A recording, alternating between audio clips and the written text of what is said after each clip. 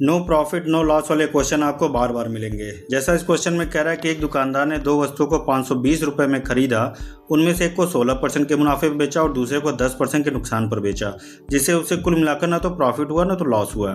ठीक है, तो इस केस में आपको क्या करना है कि पहले उसने कितने पे बेचा, 16% प्रॉफिट पे बेचा और लॉस 10% के लॉस पे बेचा उसने, तो उसे ना प्रॉफिट हो रहा है ना लॉस, मतलब रिजल्टिंग में कह सकते हैं उसका जीरो होगा ये।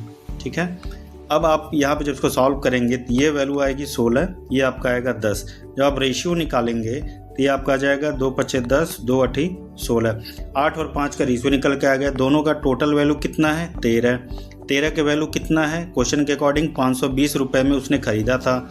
अगर 13 की वैल्यू 520 है तो एक की वैल्यू क्या होगी, 13 चौका 52, 40। तो इस तरह से लॉस किसको हुआ है, -10% वालों की वैल्यू 8 है, तो 8 की वैल्यू क्या हो जाएगी, 8 चौका 32, 320 रुपये।